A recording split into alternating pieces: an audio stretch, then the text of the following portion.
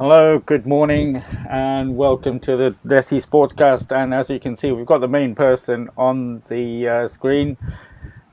We have to start with him because this show is all about Nevin, and there's a reason why his name's on the show because this is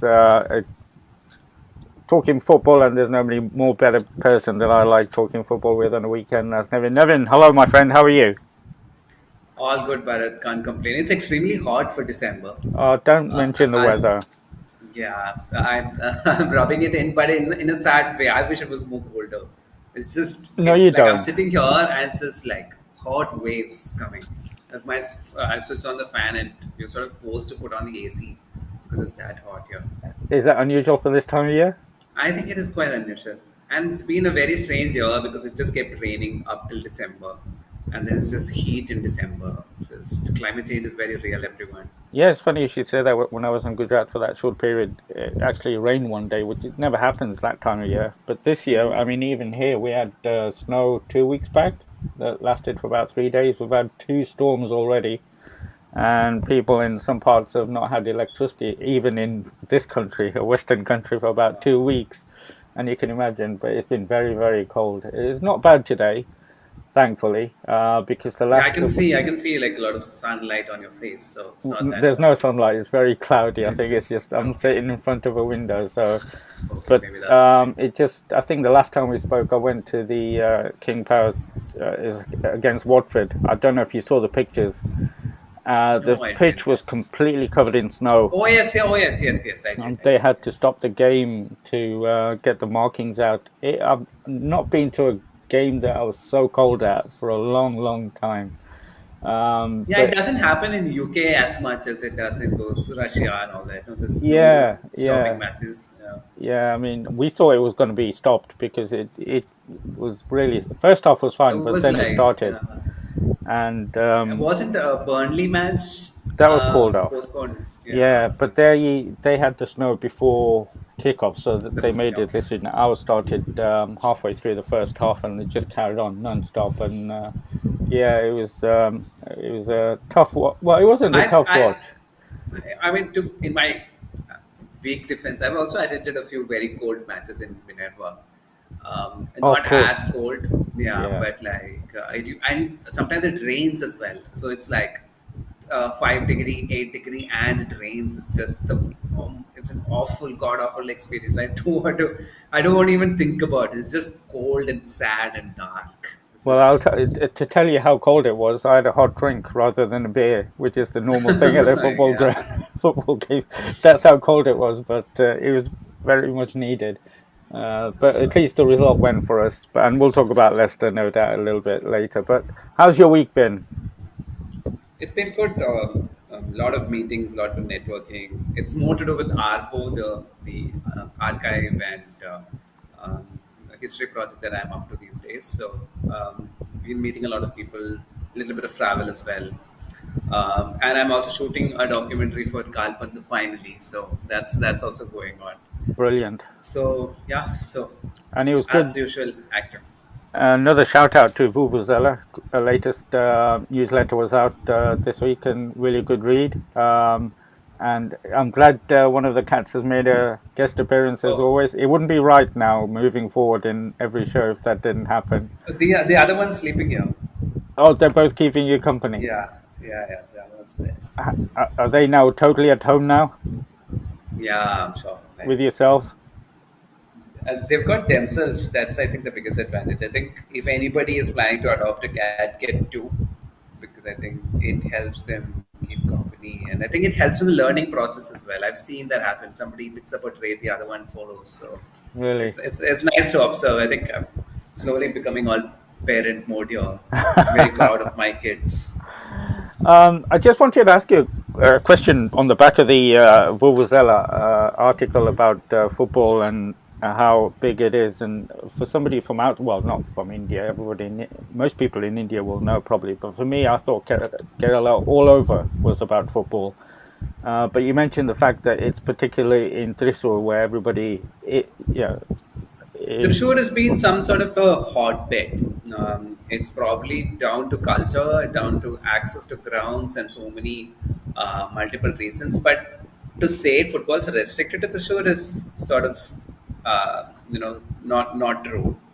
But I'll say that the likes of the biggest footballers that have come from the state are from Thrissur. I am Jain, Joe Paul, Victor Mandela, all of them are from Thrissur. Even Bino Paul, who's the former coach of Gokulam, Kerala, all of them are from Thrissur. So it's about culture as well, right? You have a hero to look up to, and then there's somebody following, and so I think that's the biggest factor. And they had like a good corporation stadium where a lot of these football matches, including a very prestigious trophy called Chakolas Trophy. That used to be like one of the most sought after football trophy in Kerala, and that used to happen in Thrissur. Uh, so, so I think a lot of these factors added up. Malabar has always been known for football, so that is Thrissur and northwards have always had football. Malappuram is seen as the home of football, where a lot of sevens football happens. And as you know from works that I have done as well, back south in Kovalam and in the coast of Trivandrum, there's a lot of football happening there as well. So football is there, but general impression is that as we go southwards, it's more cricket. But as you know, true to football's tagline of being a sport for all, I think you see that in say lower middle class spaces, lower class spaces, football is a more prominent game, and I think that's a more expressive sport and than cricket, which is still at the end of the day you require a bat, you require like a few investment here and there and all that. So And obviously, you talk about I was going to say the heyday, that's probably the wrong word, in the 50s and 60s and 70s and right up to the 80s. Are you saying a change now in terms of the popularity or the participation in football or interest in football after ISL? I don't think ISL has changed things around. That'll be taking too much credit, especially in Kerala. I can only speak about Kerala. Of course, Kerala Blasters is massive. I Mm. think it is given a different dimension to football in terms of purchasing capacity, about recognizing a brand. All that stuff has happened. In terms of actual football, I don't think it's done a lot because we were already big football fans. There are very few tournaments in Malappuram, Malabar area where it's not full house when it's like a 9 p.m. kickoff for a sevens tournament at least. So football interest has always been there. I think Kerala Blasters has managed to scale it up a little in terms of bringing all these tournaments to one venue, but the love has always been there. And I might, in fact, argue that in 2021, our love has sort of transformed from, say, the 80s, because in 80s or 90s or 70s, people were actually going to these tournaments. There's no broadcast, there's no Mm. Facebook Live or anything happening. So it really was that thing to look forward to in the evenings. Everybody just went. A lot of women used to go, and so there's a shift in the consumption pattern as well. I think ISL and everything has sort of said, "Hey, today now I can sit in the home evening Mm. after work. I can grab a beer or like cook my lunch, cook my dinner, whatever, and watch a match," as opposed to going and seeing those tournaments. So the consumption pattern has changed a little, but I think the football, the love for football, is sort of it's a flat curve.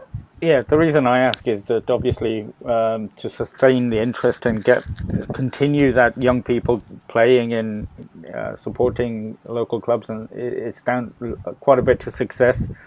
But obviously now, back in the day, like you said, there was no live coverage and people had to attend stadiums or play, and now there's a wide range of sports available. I'm just trying to use the analogy of West Indies cricket, where it's gone downhill because of other sports taking over, the lack of success.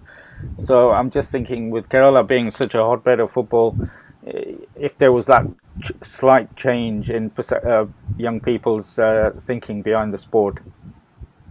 Yeah, I mean, see, I'm not qualified to make an assumption per se, but like just judging by what we see, of course, there are more options out there. So that means we are looking at different avenues. But also in terms of footballer, the options are very limited. It's a very strange thing to say, because if you have decided on football, you're literally saying you need to make it to the I League or make it to the ISL, or you have the option of playing that occasional sevens matches and having another vocation and then playing sevens in the evening. So that's still the option, and that was the option long time back. And I would say, I'd say even early 90s or 80s or 70s, there were at least 25 top tournaments happening in Kerala, which included the likes of Mohan Bagan and East Bengal traveling all the way to like they would also take part. So we had like really like Nagji, Chakolas, so many of these very top tournaments happening in Kerala, which meant more opportunities to play 11s football. Now I think for a 11s footballer, the only route is to play Kerala Football League, Kerala Premier League, and then that is what a month long maybe, and that's the only football that person gets for like a entire year. And if you're lucky enough, you get into the second division. Second division is a joke these days because it's like a It, qualification tournament. It's like another 1 month long. it is in all the aspects of Indian football. Exactly. Yeah. And then you need to make it to an I League, which is also a loss of sheen, and it's no longer the quality that we associate I League with. Even say I think 3 4 years back it was still better quality than what it is today. And then there is the ISL. If you make it, that's great. But how many makes it? It's just 10 teams, and you see a lot of politics there as well in terms of who makes it. So it's a very tricky And time to be a footballer. the reason I was asking about the state of football now in Kerala, and you mentioned the Kerala Premier League, was on the back of the news from Chennai FC, and it's something that let's be fair. Once again, you gave us the heads up on this this year. This there was rumblings. You'd heard rumors, and well, more than rumors actually, and it's come to fruition. And the state federation is taking a lot of stick for this in terms of why it's come to this. And it seems to me that this is going to be a downward spiral for football in that part of it, South India. Or it could spark a revolution. It's this or that because if people, especially fans, come out and say enough is enough, you need some sense of accountability for like who Let's are, face it, Chennai not a small club. yeah, they're like former I League winners, Yeah. and in fact they've got interesting dynamics because they were sort of forced out of Chennai because of the bureaucracy Oh, there. yeah. They went to Coimbatore, they had a tie up there.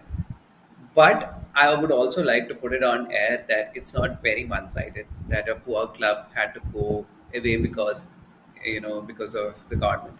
There are faults with Chennai as well. From what I read in a report recently on Times of India, that Chennai has not kept their end of the promise when it comes to the smart city project in Coimbatore. So they had like a deal there, and apparently Chennai didn't keep. Again, I'm just quoting the report, and I'm not taking any sides here. And I've also, like through my sources, heard a lot of internal issues with the club as well in terms of salaries, in terms of other things. So there were issues within the club as well. So maybe they also use this as an opportunity to, anyway, we wanted to wrap up. Why don't we put the blame on Tamil Nadu government and then, Tamil Nadu Football Association, and then sort of jump ship. So it's clearly not as one-sided as people claim it to be.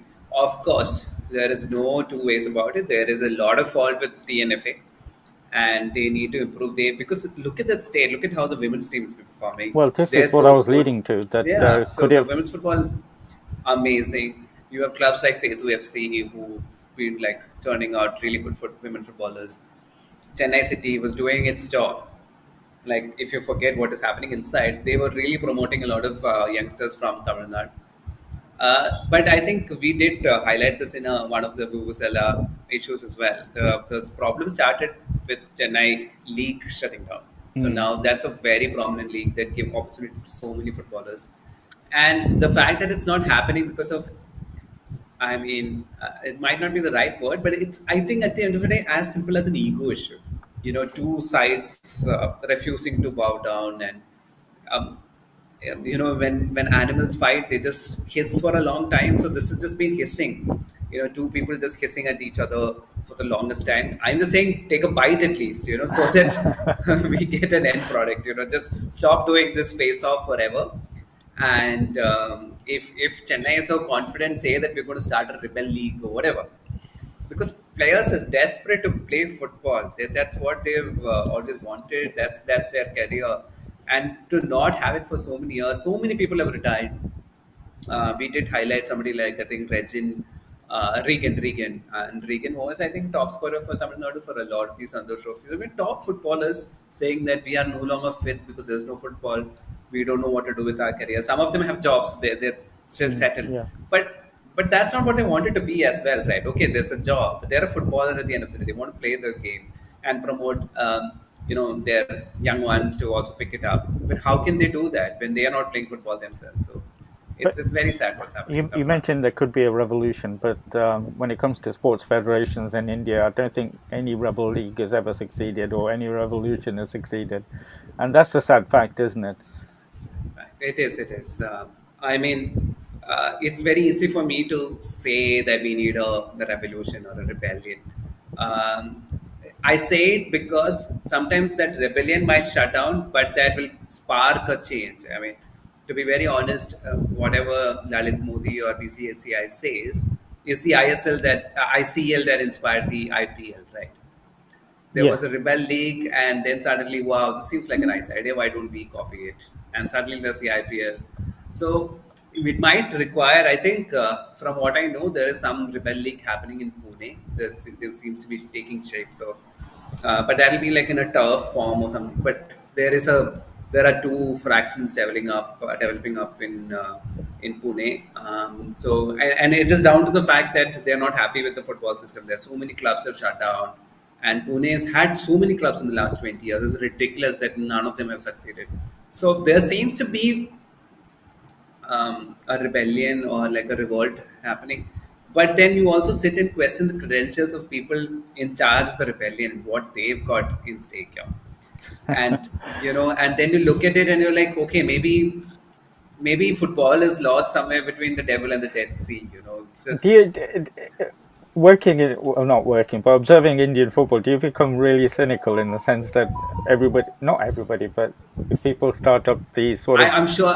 You've known me for 2 years now. I'm sure you know that I'm like a super cynic, and I think ulterior the other motives? day, the other day I was telling somebody in a WhatsApp group that if they ever invent that machine from Eternal Sunshine where they erase the memory, I'm going to go enroll and just say they'll take off Indian football from it, please. Like, I don't want to know anything. I don't want to be involved at all because sometimes it's ridiculous. The other day, I'm sorry that I'm sort of changing topics, but Changte reacted to a question from a reporter, and the reporter had asked if he was shooting instead of passing and passing instead of shooting. He was basically asking if his decision making was right. And Chante wasn't very happy. He said, "I'm one of the most highest scoring midfielders." So that ends there. For me, that's a very normal press conference. I don't blame the reporter, nor do I blame the player, because player is also entitled to his opinion. So that's fine. But then what I saw on Twitter really irked me. Is a lot of people saying Indian journalists should just stick to journalism and not teach football. And of course, maybe the question can be worded a little right. But people were calling for censorship. People were calling this borderline harassment of footballers. And that's when you realize, hello, you've created this ecosystem that only way to exist as a journalist, I don't even call that a journalist, but the only way to exist as a journalist is you not asking a question.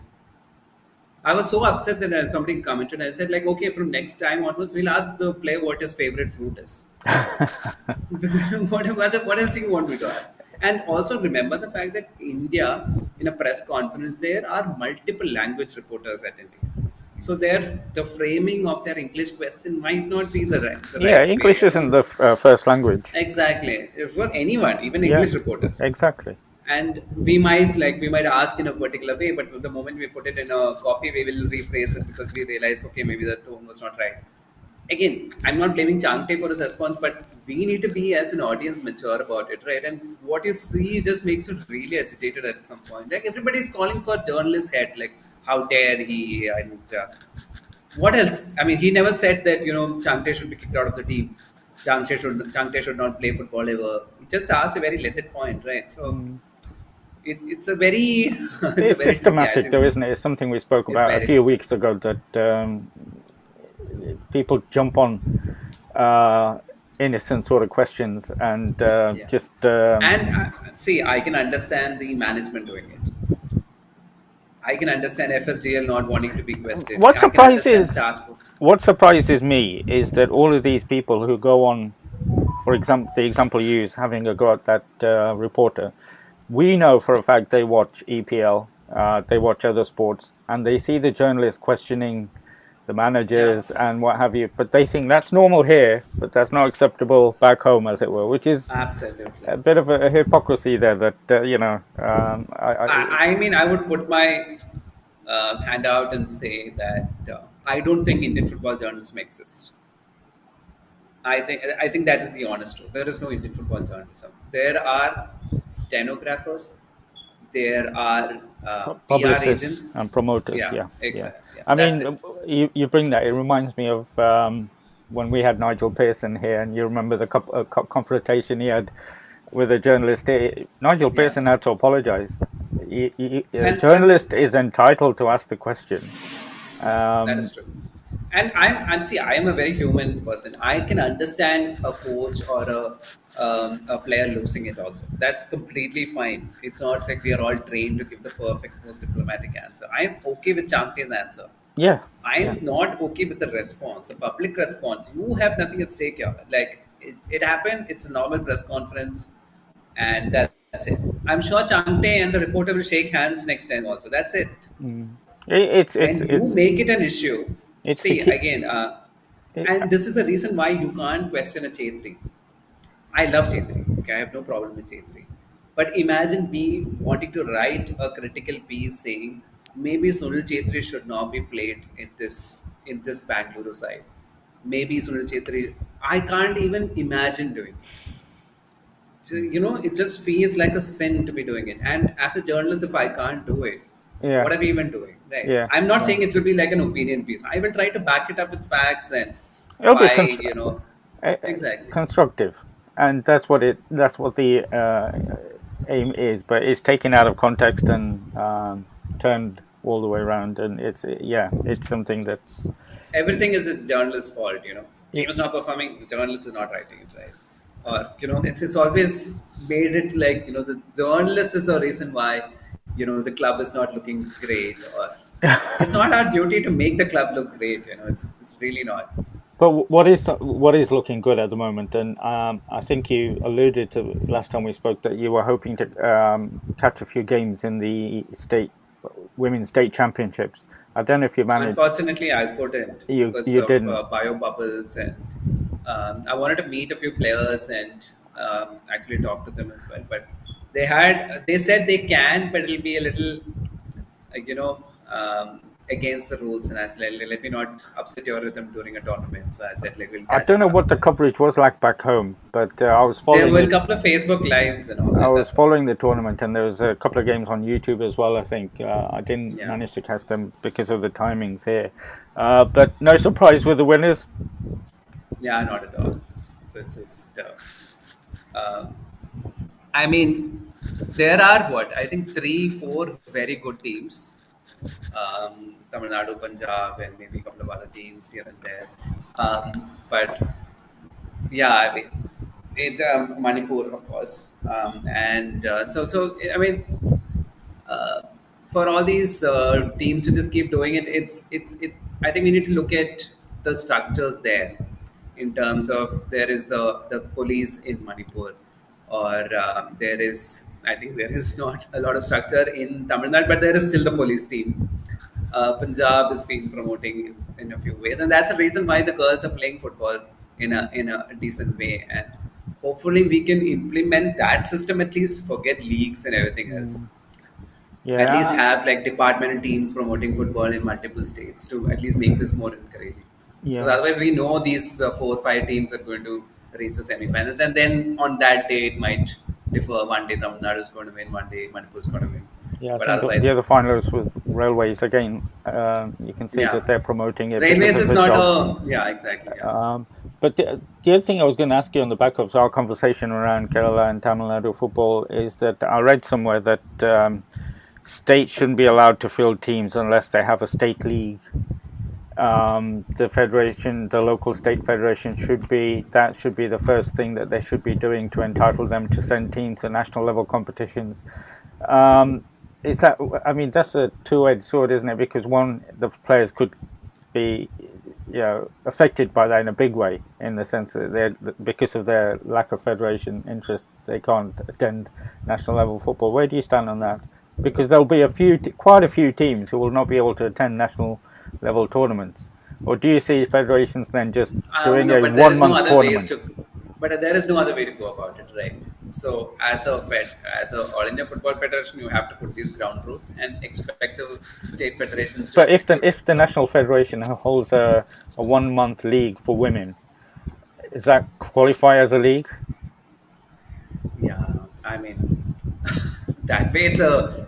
I mean, see, it's one thing to look at it from a national championship perspective, where states and services are playing, and another thing to look at it from private teams, where like Gokulam and Setu and all of them are playing. So, for IWL is played that way, right? So it's not a private league, but I'm saying like there are other teams being formed, and there's no geographical restrictions to the teams as such.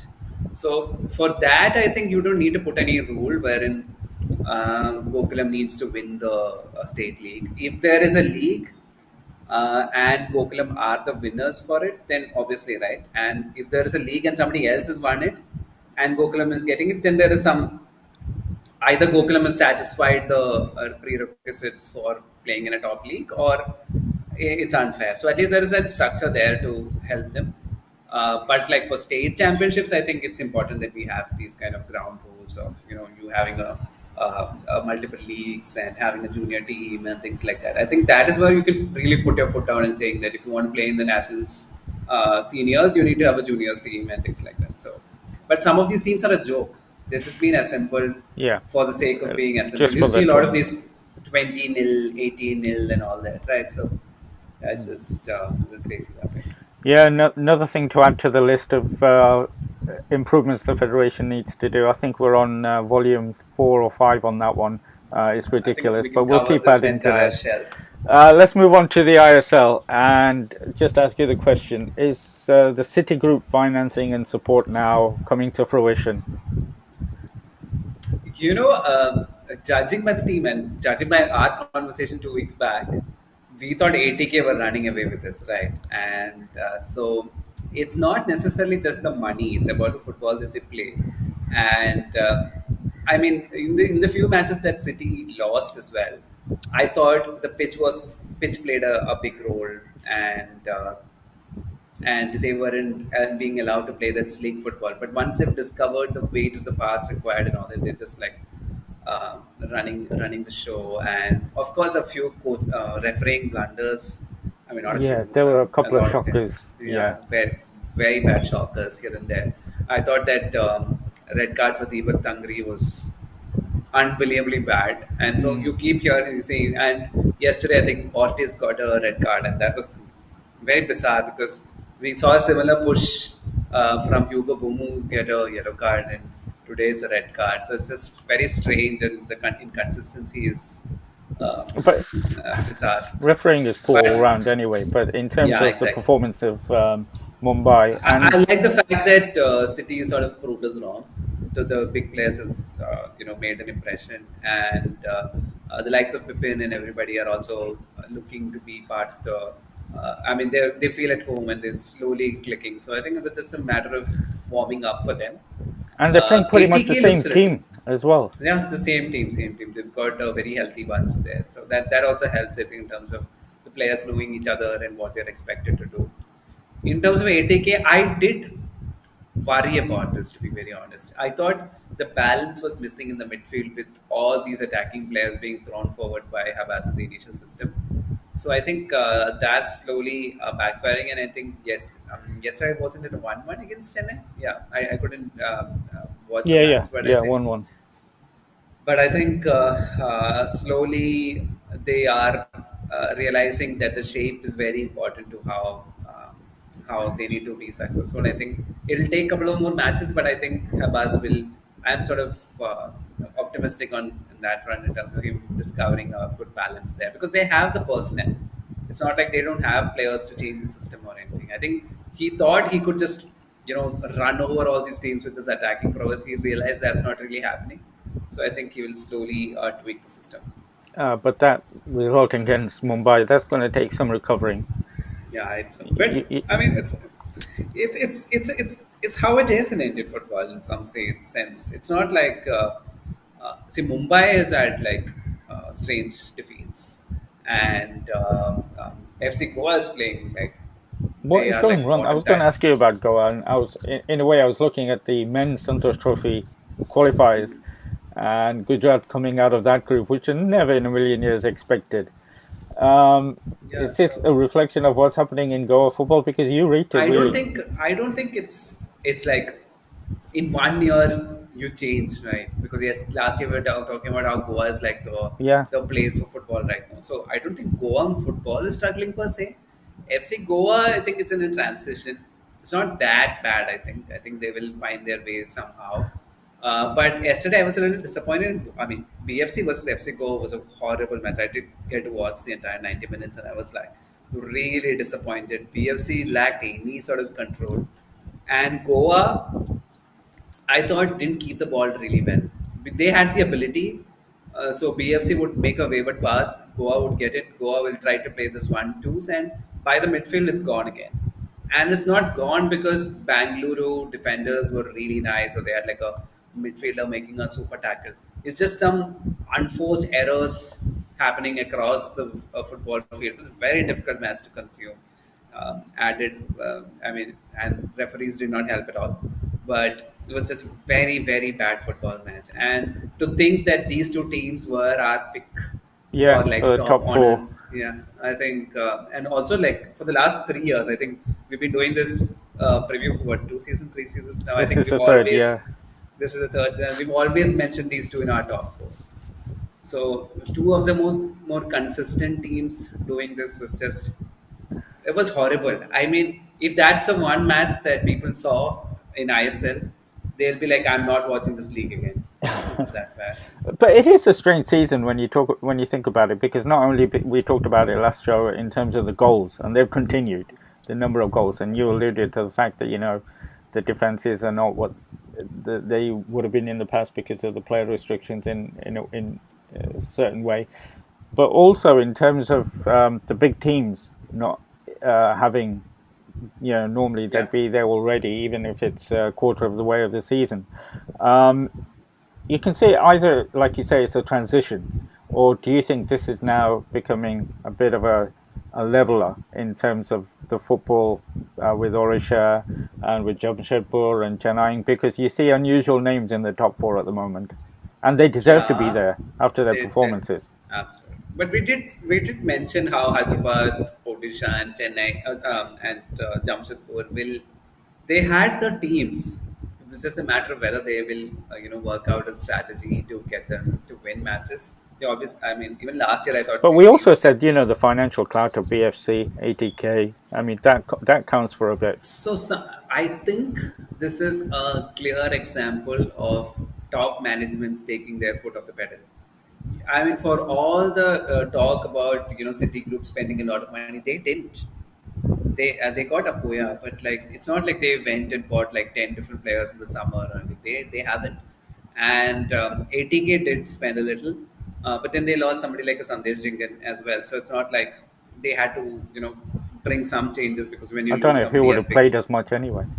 that's another another story. But and so if you see in terms of spending, I think Bangalore has brought in players, but not really what do you say marquee players in any sense, right? Because even before Roy Krishna entered India, we were all like, "Oh my God, Roy Krishna is coming," because he had the stats to back it up. Somebody who's bound to be lethal. So I think it's just a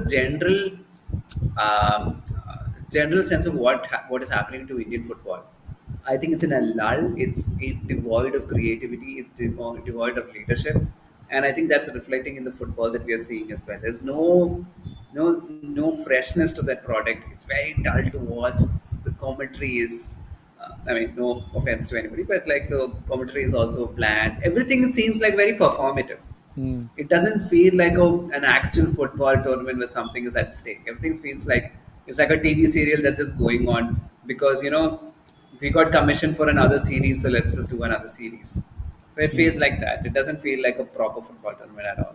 Well, if it was a soap opera, I think this would be the final season by the sound of it in Yeah. terms of the interest. But somebody's interest I'm really worried about, and I think we spoke about this last time, East Bengal languishing at the bottom, can't find a win at the moment, letting in goals with that sort of fan base.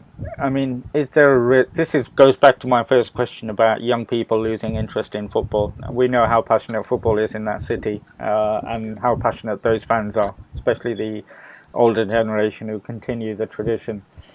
And to see a club of that stature struggling in this league again, it's really sad. It is. It is. I mean, I'm not an East Bengal fan, but I feel bad for them. Exactly, And exactly just same with yeah, me. it's like you don't want such clubs. I sort of wish that they sort of stayed in the I League Mm. for all its flaws and all its. It would still have connected.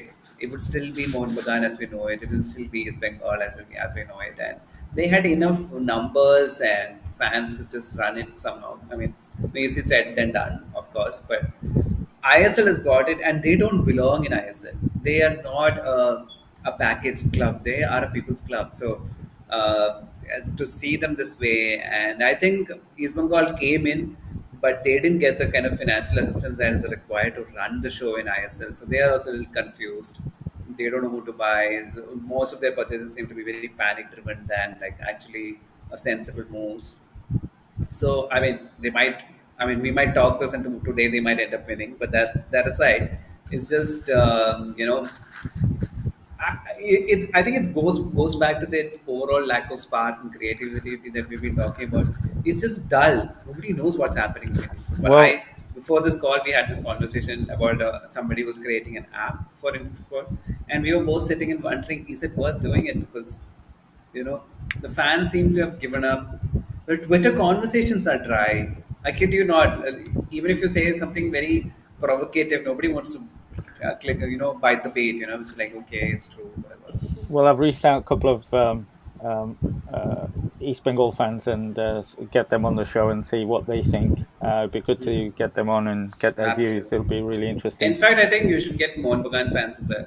Yeah, I'm sure I'm they not sure also would about. have a lot of. I think they might have a few similar views on the certain things at the moment, which will be good. Absolutely. So yeah, it's something I'm It'd working be on. nice to see East Bengal and Mohun Bagan fans join hands. That'd be I did have them on one show back in the day. I think. No, it wasn't on the same show. It was one after the other. It was from the Blue Pilgrims, and oh yeah. I was saying that a sort of a neutral shirt would be at that time the 80K shirt, and they said never in a Oh my million god. years would we wear an 80K shirt because it says if you can't wear each other's shirts and you can't sit together, maybe wearing that 80K shirt, and that was it. They might as well wear the Kolkata Knight Riders instead of wearing anything.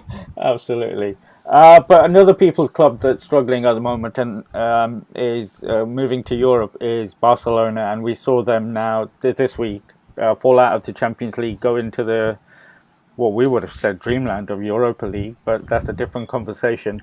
And you talk about a people's club, and that's a people's club that is being affected by being a people's club because of the rules around finances and what have you. It's a sad state of affairs that you think, how are they going to get out of it without? Because you need money power at the moment, and the way they're structured, which is a proper way, a fan-controlled in a way club, but if you're a fan-controlled club relying on membership, you're not going to be able to compete against the big boys.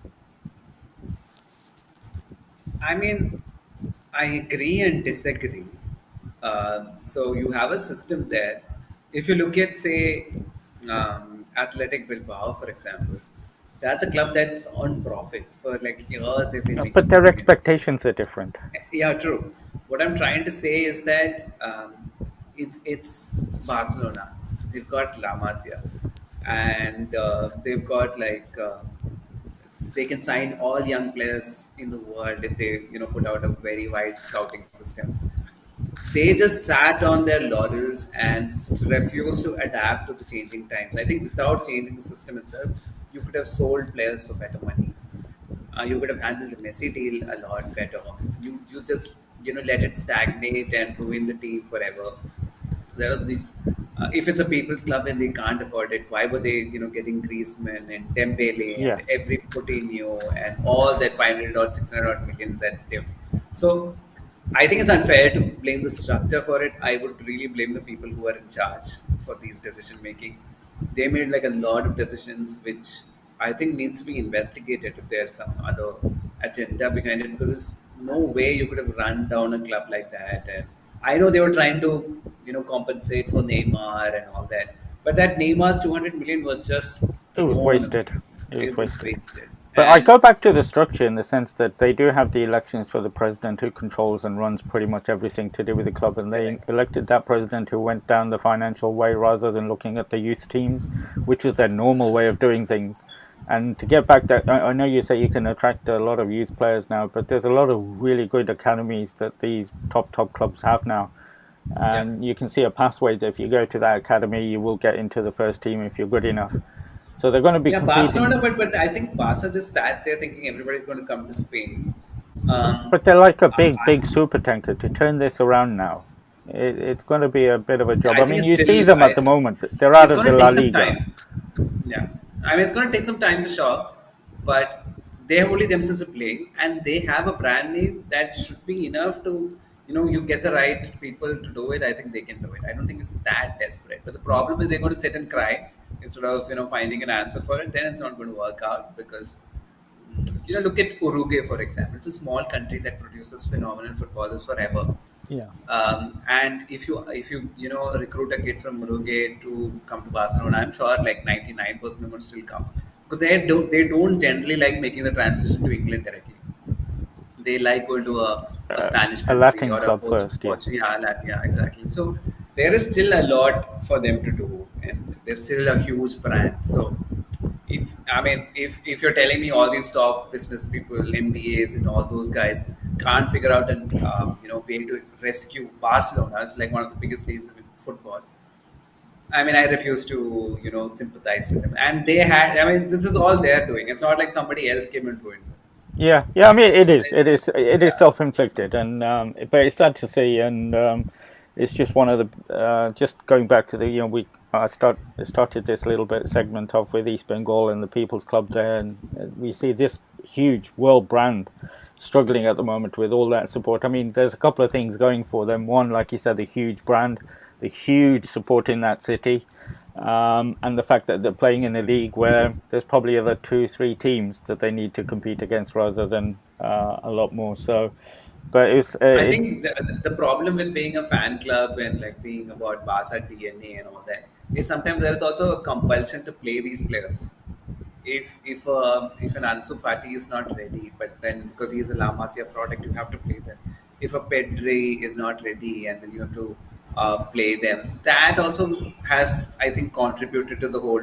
You have to, you have to take one tough road. I mean, get these hardworking midfielders from Uruguay or Argentina, and all those Latin countries have a lot of good footballers, and I think somewhere in between they were neither La Masia oriented nor mm, were they getting the good players from abroad. So yeah. just But a it's lot just of bad. pressure now. They brought back the president from Laporte, who was in his heyday, won all the trophies, and there was a fantastic documentary when he first won the election, and how he came and how he changed the club then. And they brought back a legend, which is sometimes works, sometimes doesn't. He's come through the system, but a lot of pressure on Javi now. You know what happens with legends. This is the problem. This is exactly the problem with Barcelona. I think I'm telling you, they again went back to a legend. They Mm, now put more pressure on him. So you mm, can't sack a legend. There will be a lot of fans who would be upset if you question him. Bring another professional who can see through this. No, I mean, I would even say somebody like a Louis Van Gaal would have made a lot more sense because, mm, he's, I mean, he might be old, but a Van Gaal equivalent somewhere. mm. And just get through the grit, the difficult phase, and then bring somebody else. I think they brought in Xavi at a very wrong time. But Yeah, and we'll I see. don't honestly care so much about Barcelona. It's not a club that I like. So No, no, but it's one of those names that we grew up watching and loved watching, and it's a shame that they are where they are. And I was hoping that with we'd get them. Chelsea, as a Chelsea fan, I have like a few bad memories with the club. So Well, I am happy to you're see. not the only club that's got bad memories of playing Barcelona. But uh, what I was going to say is that you mentioned the legend that Xavi's come back, and another legend that won a trophy again for the seventh time was seventh. I don't know how many times Ballon d'Or. While we're off, Lionel Messi. Decision that didn't go down too well here in the UK, I have to be honest, and I was surprised that he won it because I didn't think he'd done too much in the last couple of years.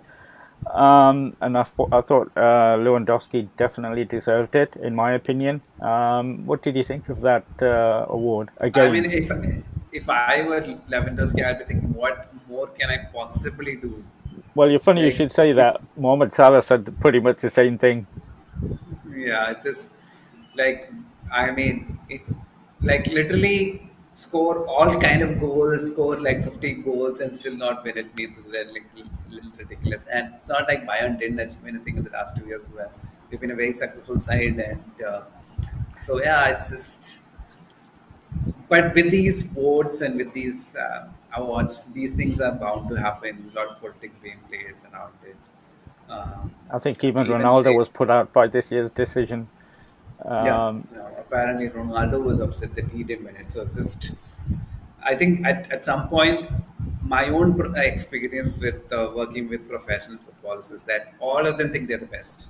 I think that's what they drive. That I mean, it is part of their DNA. I mean, if you talk to somebody who's on the bench, they'll be constantly complaining about how they are better than the people playing, and they will also convince you. It's not just a rant. They will really convince you because they are super convinced about it themselves. And so, if that is what is happening to a reserve player in an Indian league, I can't imagine what is the kind of drive that likes of Ronaldo have. So, of yeah, course, he did. very strange. And like I said, it didn't go down too well here in the UK. But moving to the UK, do you still think it's a three-horse race for the Premier League? I mean, the Your boys sooner have had a bit of a stutter and a the few sooner couple of questions Chelsea being can get asked. back, I think sooner Chelsea can get back and Holo Kante and Kovacic. I think that will really decide whether Chelsea is going to be there in the top three because I think that midfield has been all over the place and that's really affected the defense balance as well. I think Chelsea's foundation was on a solid defense and now that's all over the place. We've been conceding 2, 3 goals in almost all these matches.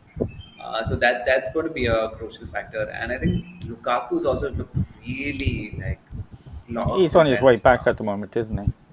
It's just, I mean, maybe it's a fitness or something, but he's just not moving at all. I was watching the match against Zenith, Hmm. and he was just like shouting, "Hey, why is the ball not coming to me?" And he was not really moving himself. And I think the best Chelsea has played under Tuchel has sort of had like a very dynamic front three be it Havertz, Pulisic, Werner, all of them were like runners. So I think that'll be very interesting to see how they fit in Lukaku also in the long run. Because I mean, in summer I thought he was the answer to the final piece to the jigsaw, I still think he will but be. He's coming back from an injury, so hopefully, but like the problem with not having a front man who doesn't run is that there is an extra pressure on the other two to cover up the wide persons. And I think Werner should be playing more matches because I think he's a natural forward. He he just runs a can't lot. score. I just can't score, but it's still okay. Like Hmm. I mean, I think he contributes enough to justify a place in that team because of his running. But the problem is he's a runner who drives into a space, and then if Lukaku is ahead of him, that space doesn't exist because Yeah, there's a yeah. defender in the line with Lukaku. So it's going to be very interesting for Tuchel to figure this out. But I think I thought Man keep City. I hopeful. don't know if you caught the Man City game. I thought they were lucky yesterday in that win. Was it? I didn't. I just saw. Um, I heard that it was Sending penalty. off. You talk about bad decisions in the ISL. That was a atrocious decision to send off the Wolves player. He got two yellow cards within a minute or something for a tackle that shouldn't have been a yellow card. Then the other one, he wouldn't move away from the free kick. So he got a second yellow card straight away afterwards, and obviously 10 man against Man City going to struggle. But even the penalty wasn't a penalty that was given, even though it went to VAR. So big clubs always get these decisions, and I thought Chelsea were also lucky to just eke out victory against Leeds, yeah. Leeds. Yeah, But just then again, Leeds are a very, very hard team to beat. They lose, but they are a tough team to beat. they're And annoying. They're just pressing all the yeah, time. Right? I think Dan James has been a very interesting recruit for them. yeah, yeah. He's a solid runner. He just keep He running. should have been at Leeds what 2 3 years ago when he was at he was in that when he was at Swansea. He was there signing on the day. I think he pretty much signed, but then the deal didn't go through last minute, and it's in a documentary around Leeds as well on Amazon. That's really good. Another question that came up yesterday on the back of Liverpool's win was Mo Salah getting that penalty and his reputation as a bit of a diver. Where do you stand on that? Because I thought it was a penalty, but he bought it. But that's clever. It's a thin line between diving and clever striker. Yeah, I mean, I've always been of the opinion that Mo Salah does go the extreme in terms of winning those penalties. I thought it was very light, but the problem is, how do when you're a VAR, if there is a touch that is technically a penalty, Mm, but it's a very light touch. So I think as a VAR, you can't go against the referee's decision in these cases yeah, unless it's, I mean, it's a clear and obvious error. So I think that is what. So if the referee had not called it a penalty, I don't think VAR is going to come and say give it a penalty. It's one of those tricky ones. But yeah, Salah, to be honest, is very fast. So sometimes a push yeah. It can doesn't take upset. much. Yeah. Yeah, So that's but also there. But I think both Salah and Mane, they do really look for those yeah, any sort of touch. Mane also does it a lot. So I mean, yeah. unfair play to them. It's a very thin line between it being a very clever I mean, it's annoying for striker. opposition fans. I think Exactly. great for them. Yeah. And just to end today's show, and it's flew by, just what the time was, and about expectations as fans that we have. And I just want to share what's happened here in Leicester in terms of we're now in the European Conference League, something that everybody was decrying before, that is the graveyard of European football. I personally don't think so. I mean, it's a European trophy at the end of the day. Yeah. But talk, there was quite vocal talk on the forums about Brendan Rodgers and whether he should stay as a manager. And I'm thinking people need a reality check in terms of expectations. Yeah, we finished fifth the last 2 seasons, but we did overachieve, and it goes back to some of the fans that jump on board and these keyboard warriors. It does it just beggars belief. I mean, I don't know what your thoughts are on this, on people's expectations of clubs they follow. Yeah, I mean, I think Leicester is doing okay for what has been going through. I think sometimes people forget what where Leicester was, say, 10 years back, Mm, or like, say, 15 years back. I think considering all things, and it's a well run club and a lot of things going right. Unfortunate injuries, and I think a few signings here and there, and the team is going to be back. Uh, if not challenging for the top three, then at least in the top six, top eight for sure. And I still think they can do it this season. So it's not that bad at all. I think fans generally are very reactionary. I saw a lot of tweets calling for Tuchel to be sacked. Like, didn't he just win like a Champions Champions League, League. like, say, a few months back? So fans are reactionary. I think some of these fans are reactionary for getting engagement on Twitter and platforms like that. I think you've Mm, said that about Arsenal fan TV and all that. Just say one thing today, and tomorrow is like, Tuchel for president. So I think it's very extreme that way. But I think it's a words that Brendan Rodgers said something about overachieving yeah. that a lot of fans couldn't digest. Mm, Maybe he could have rephrased it, but it's just going back to the Champe point, right? Like, you can't expect managers and players to be so perfect and diplomatic all the time. They will make this. That's what they are. They are winners, and they've achieved what they have by saying it as it is. So Yeah. It's Well, it is just straight after the show, I'm off to the King Power. Well, not straight to the King Power, just meeting a few friends, and it'll be interesting to see what the atmosphere is like because it's not going to be easy against Newcastle. They had their first win last week, and they seem to be well. They've always had good attacking players, but the defense was dodgy. So it'll be interesting. I'm sure there'll be a bit of nervousness, especially if we go down a goal, which we seem to on a regular basis.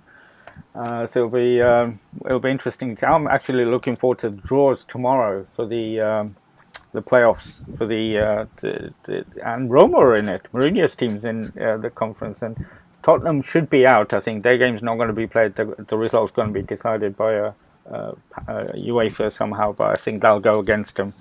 So it'll be interesting to see what the atmosphere is like at the King Power. A win, Are you and we'll. planning to go for one of those away matches? Yeah, I was looking. Apart from the one in Azerbaijan, I think there's a team Karabakh.